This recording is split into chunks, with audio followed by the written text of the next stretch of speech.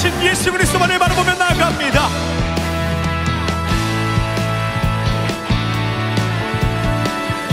함께 고백하겠습니다. 주 하나님, 주 하나님, 독생자 예수 날 위하여 오시었네. 내 모든 죄 다 사하시고 죽음에서 부활하신 나의 구세주, 살아계신 주님, 살아계신 주, 나의 참된 소망, 걱정 근심 전혀 없네. 사랑의 주내 갈 길 인도하니 내 모든 삶의 기쁨 늘 충만하네. 주 안에서, 주 안에서 거듭난 생명 더으시는 주의 사랑입니다. 참 기쁨과 확신 가지고 예수님의 도우심을 믿으며 살리. 살아계신 주, 살아계신 주, 나의 참는 소망, 걱정 근심 전혀 없네. 사랑의 주내 갈 길 인도하니 내 모든 삶의 기쁨 늘 충만하네. 아멘, 할렐루야. 우리의 승리기를 허락하시는 주님을 바라봅니다. 할렐루야.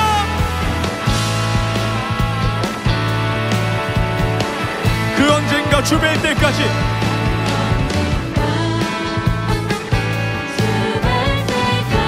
주를 위해 싸울 것입니다. 승리의 길 멀고 해도 주님께서 나의 앞길 지켜주시리. 살아계신 주님, 살아계신 주, 나의 참된 소망, 걱정 근심 전혀 없네. 사랑의 주내 갈 길 인도하니 내 모든 삶의 기쁨 늘 충만하네. 살아계신 주님, 살아계신 주, 나의 참된 소망, 걱정 근심 전혀 없네. 사랑의 주내 갈 길 인도하니 내 모든 삶의 기쁨 늘. 우리 마지막으로 고백합니다. 살아계신 주, 살아계신 주, 나의 참된 소망, 걱정 근심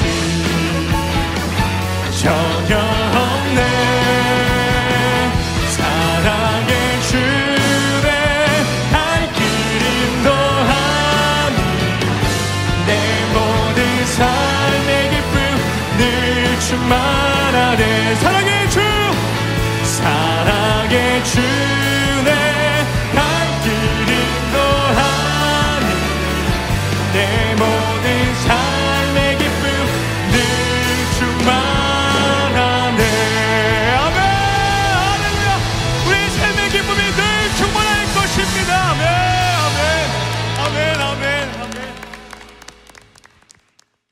이 시간에 오늘 우리에게 주신 하나님의 말씀 함께 나누겠습니다. 오늘 나눌 하나님의 말씀은 마가복음 16장 9절에서 14절의 말씀입니다. 함께 읽겠습니다. 예수께서 안식 후 첫날 이른 아침에 살아나신 후 전에 7 귀신을 쫓아내어 주신 막달라 마리아에게 먼저 보이시니 마리아가 가서 예수와 함께 하던 사람들이 슬퍼하며 울고 있는 중에 이 일을 알림해 그들은 예수께서 살아나셨다는 것과 마리아에게 보이셨다는 것을 듣고도 믿지 아니하니라. 그 후에 그들 중 두 사람이 걸어서 시골로 갈 때에 예수께서 다른 모양으로 그들에게 나타나시니 두 사람이 가서 남은 제자들에게 알렸으되 역시 믿지 아니하니라. 그 후에 11 제자가 음식 먹을 때에 예수께서 그들에게 나타나사 그들의 믿음 없는 것과 마음이 완악한 것을 꾸짖으시니 이는 자기가 살아난 것을 본 자들의 말을 믿지 아니함일러라. 아멘. 오늘 우리에게 주실 말씀을 기대하면서 잠시 기도드리겠습니다. 사랑 은혜가 충만하신 아버지 하나님, 부활하신 주님을 찬양합니다. 우리로 하여금 부활하신 주님을 만나고 믿을 수 있도록 인도하신 것 감사드립니다. 주님, 오늘 말씀을 통하여 우리가 다시 한번 부활의 증인이 될 수 있도록 인도하여 주시옵시고 아직 부활하신 주님을 만나지 못하신 분들이 예수님을 만나 구원의 확신을 얻고 살아갈 수 있도록 축복하여 주시옵소서. 오늘 이 시간을 온전히 주님께 의지하며 드립니다. 예수님의 이름으로 기도드렸사옵나이다. 아멘. 여러분, 예수님이 부활하셨습니다. 하나님은 예수님이 사망 권세를 이기고 부활하게 하셨습니다. 예수님의 이 부활의 사건은 하나님의 능력으로 말미암아 이루어진 것이죠. 바울은 사도행전 13장 30절에 하나님이 죽은 자 가운데서 그를 살리신지라 이렇게 증언했습니다. 하지만 여러분, 많은 사람들은 아직 예수님의 부활을 믿지 못합니다. 부활은 인류가 한 번도 경험해보지 못한 사건일 뿐만 아니라 생각지도 못한 일이기 때문에 그렇습니다. 그래서 성경에 기록된 예수님의 부활 이 사건을 자기들 나름대로 가설을 세워 설명해 보고자 합니다. 여러 가지 가설들이 존재하지만 대표적으로 3가지만 소개해 보도록 하겠습니다. 먼저 기절 가설이 있습니다. 예수님이 십자가에 못 박혔지만 죽지 않고 기절해 있었다는 가설입니다. 하지만 역사학자들은요, 이 가설이 비현실적이라고 생각하며 받아들이지 않습니다. 왜냐하면 당시 로마 군대의 규율이 엄격했는데 십자가 처형을 받아야 할 죄수가 죽지 않거나 도망가면 이 죄수를 관리하던 군인이 대신 죽임을 당해야 했다고 합니다. 로마 군인이 이러한 위험을 무릅쓰고 예수님을 확실히 죽이지 않았다는 이러한 생각, 합리적이지 않다라는 것이죠. 실제로 역사 기록 가운데 십자가형을 받고서 살아난 사례는 단 한 차례 기록되어 있을 뿐이라고 이렇게 이야기를 합니다. 그것이 바로 예수 그리스도죠. 둘째로 환상 가설입니다. 예수님이 십자가에 못 박혀 죽은 것은 맞지만 제자들이 극도로 슬퍼해서 예수님의 환상을 본 것이라고 이렇게 추측을 합니다. 학자들 역시 이 가설 역시 인정하지 않습니다. 왜냐하면 무엇보다도 환상 혹은 환각은 이 두뇌에 일어나는 화학작용에 대한 오류인데 여러 명의 사람들이 동일한 환상을 보는 것, 그것은 과학적으로 또 확률적으로 불가능한 일이기 때문에 그렇습니다. 그리고 제자들이 본 예수님이 환상이었다면 예수님을 장사 지낸 무덤은 왜 비어 있었는지 설명할 길이 없게 되는 것이죠. 만약에 예수님의 부활이 환상에 의한 것이었다면 유대인들은 예수님의 무덤에서 그 시신을 꺼내 공개하면 끝이 나는 문제입니다. 하지만 그들은 예수님의 시신을 공개하지 못했고 그냥 제자들이 시신을 훔쳐갔다라고 주장했습니다. 세 번째로 연이어서 말씀을 드리면 도적 가설입니다. 예수님의 제자들이 예수님의 시신을 훔쳐갔다라는 거예요. 이는 유일하게 성경에도 기록되어 있는 가설이기도 합니다. 마태복음 28장에 보시면 그들이 장로들과 함께 모여 의논하고 군사들에게 많은 돈을 주며 이르되 너희는 말하기를 그의 제자들이 밤에 와서 우리가 잠든 사이에 그를 훔쳐갔다 하라. 이에 그들이 돈을 받고 가르쳐준 대로 하매 이 말이 이날까지 유대인들 가운데 두루 알려지니라. 12절부터 15절까지 이렇게 기록이 되어 있습니다. 그런데 여러분 잘 생각해 보세요. 우리가 아는 것처럼 제자들은 복음서를 통해서 자신들의 모습을 어떻게 보여주고 있습니까? 아주 초라하게 비겁한 모습으로 보여주고 있습니다. 그들은 두려움에 떨면서 문을 잠궈놓고 안에 숨어 있지 않았습니까? 오히려 무덤에 갔던 여인들이 예수님의 시신이 없어졌다고 이야기를 해도 오늘 본문에 보면 믿질 않았습니다. 그들은 말로는 자신들이 목숨 걸고 예수님을 따르겠다고 이렇게 말을 했지만 예수님의 장사도 지내지 못하고 숨어 있었던 그런 사람들이에요. 그런 그들이 예수님의 시신을 훔치려 했다? 훔쳐갔다? 이거는 믿을 수 없는 일입니다. 또 제자들이 예수님의 시신을 훔쳐왔다면 제자들은 예수님이 부활하지 않았음을 알고 있다라는 것 아닙니까? 그럼에도 불구하고 제자들은 자신들의 목숨을 끝까지 걸면서 예수님의 부활을 증언하는 것, 그죠? 그들의 삶을 다 바치는 것, 그거는 맞지 않는다는 이야기입니다. 그들에게는 어떠한 세상적인 이득도 없고 오히려 핍박과 고난 속에서 그들은 거짓말을 해야 했기 때문에 그들의 거짓말은 지속이 될 수 없었을 것입니다. 그들은 예수님의 부활을 직접 목격했고 경험했기 때문에 그러한 일이 가능했던 것이죠.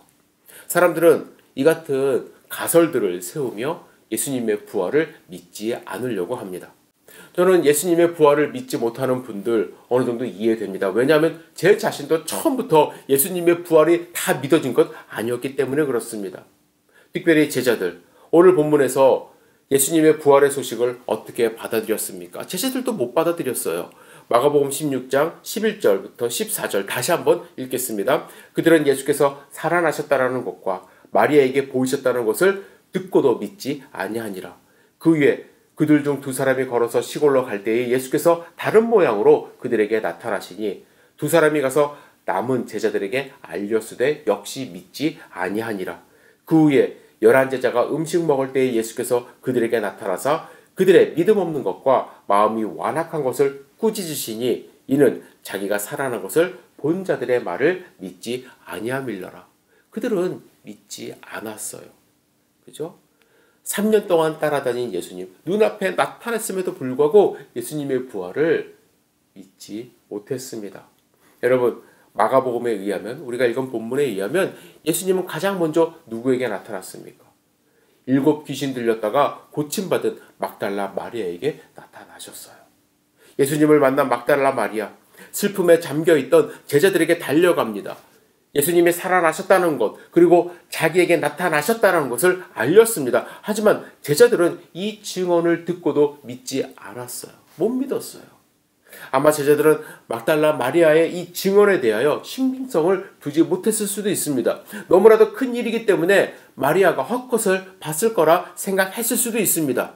그죠? 그렇게 가설을 세운 사람들은 마리아가 헛것 봤구나 생각을 했을 수도 있어요. 어쩌면 이 사람이 다시 귀신 든 것 아닌가? 라는 생각을 했을 수도 있습니다. 그런데 여러분, 엠마오로 가던 두 사람에게 예수님이 나타나셨고 두 사람이 달려와 예수님의 제자들에게 알렸지만 그들 또한 믿지 않았어요. 두 사람이 증언했다는 것은 유대인 법정에서도 효력이 있는 증언이었음에도 불구하고 그들은 믿지 못했습니다. 3년 동안 예수님을 그렇게 따라다니던 제자들도 믿지 못했어요. 그런데 마태복음에는요, 더 심각한 말씀이 기록되어 있습니다. 28장 16절에 보시면 11제자가 갈릴리에 가서 예수께서 지시하신 산에 이르러 예수를 배웠고 경배하나 아직도 의심하는 사람들이 있더라. 11제자 중에는요, 예수님을 산 위에서 예수님이 승천하시기 직전까지 봤음에도 불구하고 의심하는 사람들이 있었다라고 말씀합니다. 여러분, 이해되세요? 어떻게 눈앞에 예수님이 나타났음에도 불구하고 믿지 못할까요? 그들은 3년간 따라다니며 예수님을 그렇게 섬기겠다고, 예수님이 그리스도요 하나님의 아들입니다 라고 고백했음에도 불구하고 어떻게 의심할 수 있었을까? 저는 본문을 읽을 때 제자들이 처음에는 이해가 되질 않았어요.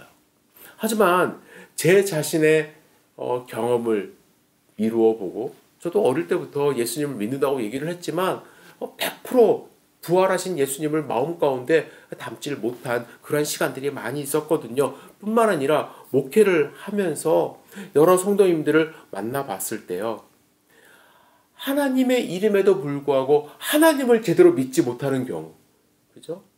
그리고 그러한 일은 있을 수 없다라고 아예 굳건히 마음 먹은 경우, 어떻게 부활이 있을 수 있어?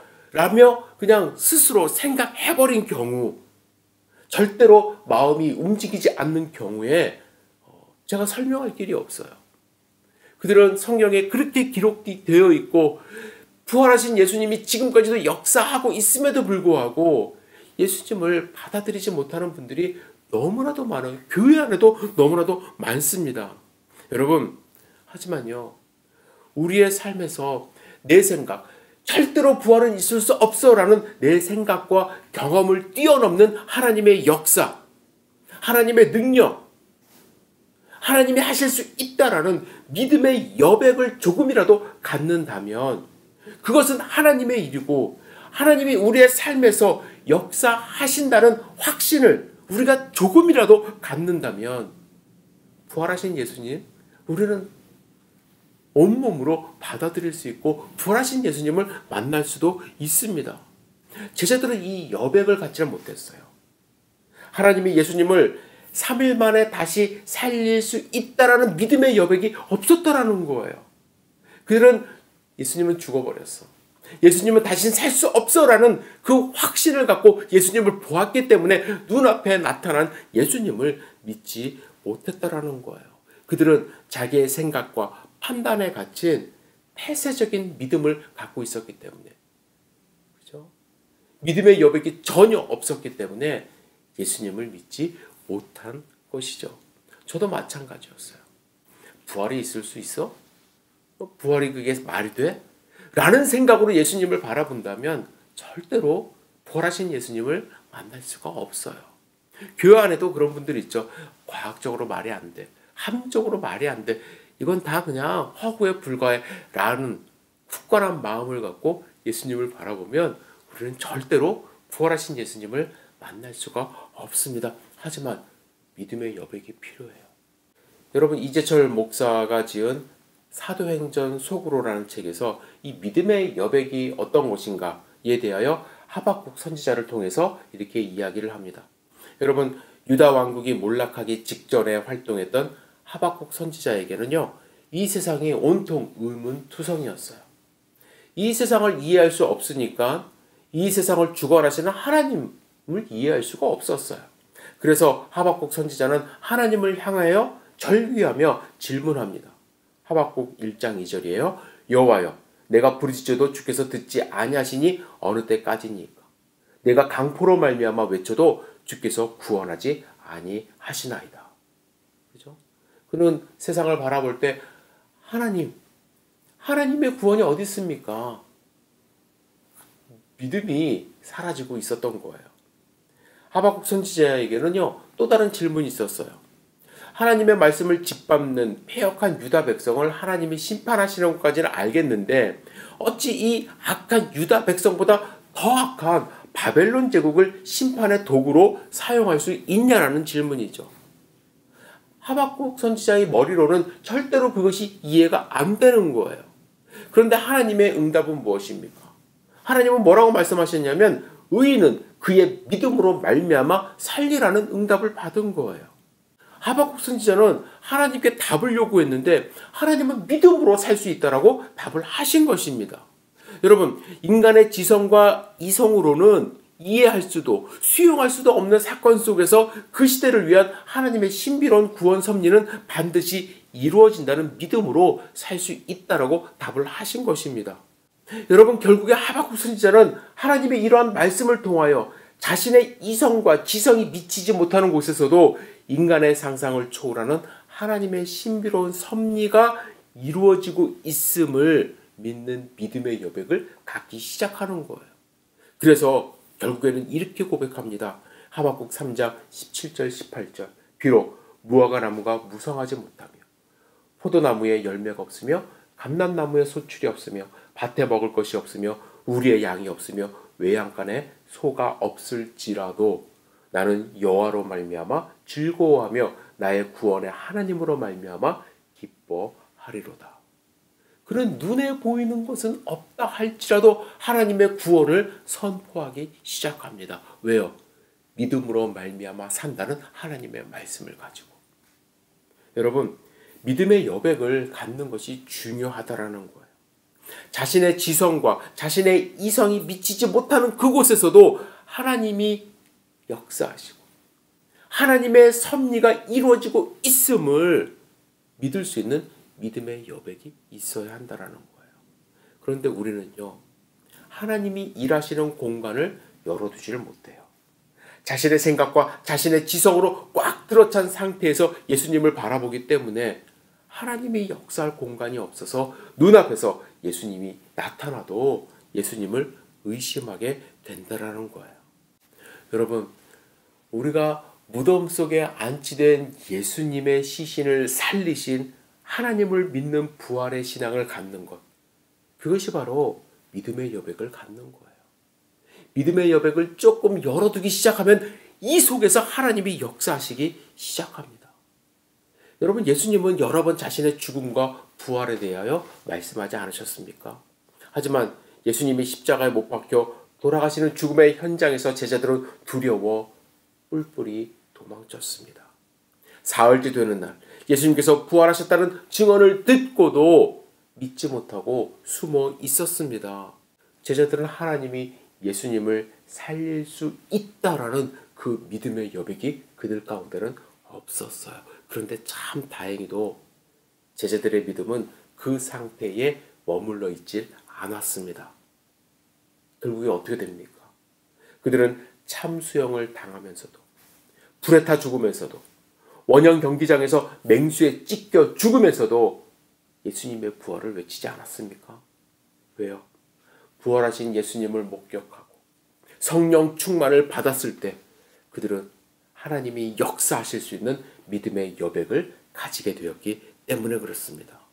단지 예수님이 부활하셨다는 사실을 알았을 뿐만 아니라 나아가 자신들이 죽더라도 예수님을 살리신 하나님께서 자기들을 반드시 책임져 주실 것이라는 믿음을 갖기 시작했고, 자신들은 비록 작은 존재라 할지라도 자신들이 뿌린 믿음의 씨앗들이 인류 역사 속에서 시간과 공간을 초월한 열매로 열릴 것이라는 믿음의 여백이 생긴 거예요. 여러분, 믿음이 크다라는 것은요, 내 안에 내 공간이 아닌 하나님에 대한 믿음의 여백이 커진다라는 것입니다. 여러분, 우리의 지성과 이성, 경험으로 부활신앙을 받아들일 그러한 공간은 없습니다. 하지만 겨자씨만한 믿음의 여백이 우리 안에 들어온다면, 그 여백을 우리가 열어둔다면 예수 그리스도의 부활이 사실로 믿어질 것이고, 부활신앙을 가지고 부활을 증거하며 살아갈 수 있게 되는 거예요. 하나님이 여러분들 마음 가운데 이 믿음의 공간을, 여백을 열 수 있도록, 하나님이 그 안에서 역사하실 수 있도록 여러분들 조금만 마음을 열어주시기를 부탁을 드립니다. 그러면 이 믿음의 여백을 어떻게 갖게 될 것인가? 어떻게 부활의 소식을 믿지 못했던 제자들이 결국에는 부활을 증거하며 살 수 있게 되었는가? 간단하게 두 가지 말씀드리겠습니다. 첫 번째, 내 자신을 비우는 순간이 필요해요. 내 안에 믿음의 여백이 생기기 위해서는요, 내 안에 가득했던 것들을 비우는 연습이 필요합니다. 여러분, 잘 생각해 보세요. 우리는 이 세상의 이치를 알지도 못하면서, 다 알지도 못하면서 내 생각으로 모든 것을 판단하며 살아가요. 그렇죠? 스마트폰 쥐고 그 안에서 뉴스 막 검색하고 뭐 이런 거 저런 거 보면서 나도 마치 스마트한 사람이 된 것처럼 착각하며 살아갑니다. 하지만 여러분, 비워야 돼요. 스마트폰이 요즘에는 전화할 때 AI가 바로바로 통역도 해줘서 더 이상 외국어가 필요 없다, 배울 필요 없다, 이렇게 이야기하고 과학이 그렇게까지 발달을 했지만 그것이 다가 아니죠. 그렇죠? 우리로 하여금 스마트폰에 AI에 의존하게 하는 그러한 세상이 되었지만 그것이 다가 아니잖아요. 우리가 알잖아요. 우리가 완벽하지 않다는 것 알매도 불구하고 내 자신을 너무, 과학을 너무 의지하며 살아갑니다. 그 공간을 비우셔야 돼요. 불확실한 나로 나의 생각 가득 채웠다면 그것 비우셔야 합니다. 제자들은 비웠어요. 처음에는 예수님의 부활을 의심했지만, 믿지 않았지만 자신을 비워 믿음의 여백을 가지고 예수님이 마지막 남기신 명령을 따라서 예루살렘 마가의 다락방에 모였어요. 그것이 믿음의 여백을 갖는 순간들이에요. 마지막으로 예수님이 부탁하신 예루살렘을 떠나지 말고 기도하라, 성령 충만을 받으라는 그 말씀에 자기 마음 문을 열고 예수님 말씀에 순종하는 것, 그것이 바로 믿음의 여백을 갖기 시작한 순간이었다라는 거예요. 자기의 생각으로 세상을 살지 않고 예수님의 말씀에 순종하는 모습을 보이는 그 순간이 바로 믿음의 여백을 갖기 시작하는 순간입니다. 그리고 두 번째, 조금 비웠다면 그 안을 채워야 되죠. 무엇으로? 제자들은 보혜사 성령 하나님으로 채우기 시작합니다. 120명이 모여서 그들의 공간을, 그들의 생각을, 그들의 믿음의 여백을 채우며 기도하기 시작한 거예요. 그들의 믿음의 여백을 성령 하나님이 채워주셨습니다. 믿음의 여백을 하나님으로 채운 그들은 예수님의 부활을 확신하게 되었고, 그들의 믿음을 증거하기 시작하였고, 그들의 믿음은 세상의 어떤 시련과 환난 속에서도 굴복하지 않는 믿음이 되어 우리에게까지 증거되어진 것입니다. 여러분, 예수님이 부활하셨습니다. 저는 아직까지 예수님의 부활을 믿지 못하는 분들, 자기의 생각을 조금 내려놓기를 부탁을 드립니다. 그리고 그 여백에 하나님의 생각을 좀 채웠으면 좋겠습니다. 그럴 때 하나님이 역사하셔서 예수 그리스도의 부활을 여러분들 확신할 수 있다고 저는 확신합니다. 또한 예수 그리스도의 부활을 믿는 분들은 더욱 믿음의 여백이 커져 그 안에서 하나님이 크게 역사하심으로 말미암아 사도 바울의 고백처럼 내 안에 내가 사는 것이 아니라 예수 그리스도를 믿는 믿음으로 살아가며 승리하는 삶 되시기를 주님의 이름으로 축복합니다. 원자폭탄 투하 지점인 일본 나가사키의 니시자카 언덕에는 26명의 성인 순교비와 기념관이 있습니다. 때는 임진왜란 때입니다. 임진왜란이 끝나기 1년 반 전인 1597년 2월 5일 임진왜란을 일으킨 당시의 쇼군 도요토미 히데요시가 6명의 선교사와 일본인 최초의 그리스도인 20명, 또한 26명을 예수님처럼 십자가 처형했다고 합니다. 그들은 예수님을 배반하면 살려준다는 회유에도 불구하고 교토에서 나가사키까지 귀가 잘린 채 1000km의 길을 끌려와 기꺼이 십자가를 택한 분들입니다.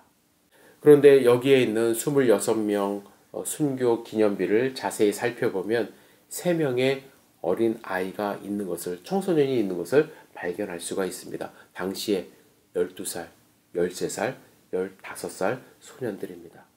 그 중에서 나이가 가장 어린 토마스 고자키 성인은 신부님과 어머니 그리고 아버지가 십자가에 매달릴 때 자기도 십자가에 매달린다는 사실을 알고서 자기 십자가를 찾아 헤매며 처형하는 관리에게 내 십자가는 어디 있나요? 이런 말을 남겼다고 합니다. 여러분, 그들은 왜 이러한 고통과 수모와 고난 속에서도 끝까지 예수님의 십자가를 선택했고 그 십자가를 지고 가려 했을까요? 다른 거 없습니다. 부활하신 예수님을 만났기 때문에 그렇습니다. 그래서 지금은 이러한 고통 가운데 있지만 자기도 부활하여 예수 그리스도 앞에 설 것을 확실히 믿었기 때문이죠. 여러분, 그들은 믿음의 여백을 키워서 그 안에 내 생각이 아닌 하나님의 능력과 하나님의 섭리로 자기 자신을 키워 나갔기 때문에 이러한 선택을 할 수가 있었던 거예요. 여러분 어떻습니까? 여러분은 하나님이 역사하시는 믿음의 여백이 여러분들의 삶 가운데 있습니까? 여러분들의 생각 가운데 있습니까? 아니면 여전히 내 생각으로 가득한 그런 상태에서 하나님의 역사하심을 의심하며 살아가고 있습니까? 여러분, 부활하신 주님을 만나시기를 부탁드립니다. 부활하신 주님을 만남으로써 부활을 증거하며 승리하는 하루하루 사시기를 주님의 이름으로 축복합니다. 여러분, 부활하신 주님, 우리 다시 한번 찬양하며 주님 앞에 할렐루야 노래 부르고 오늘 예배를 마쳤으면 좋겠습니다. 기도하겠습니다. 전능하신 주님, 부활절 아침 저희들이 부활하신 주님을 찬양하며 주님의 음성을 들을 수 있도록 인도하신 것 감사합니다.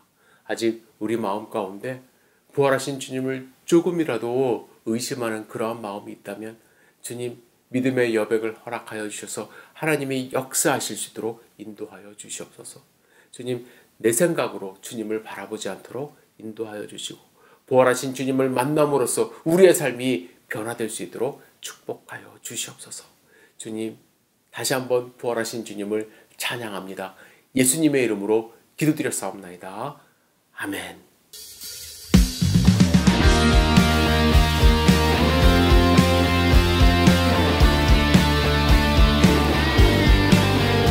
원수를 다 이기고 무덤에서 살아나신 예수 그리스도, 그 한 분만을 높여 찬양하며 나아갑니다. 아멘.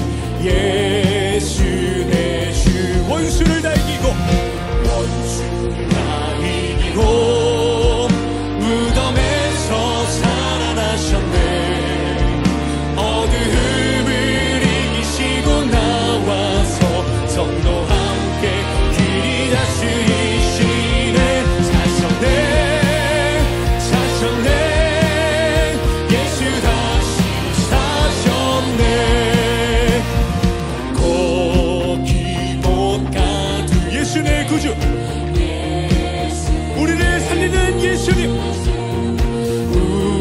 우리를 살리네 예수님. 원수를 다 이기고 무덤에서 살아나셨네.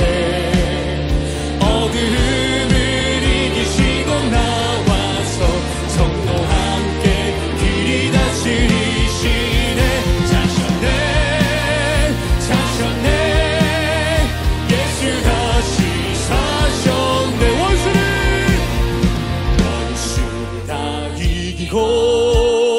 무덤에서 살아나셨네.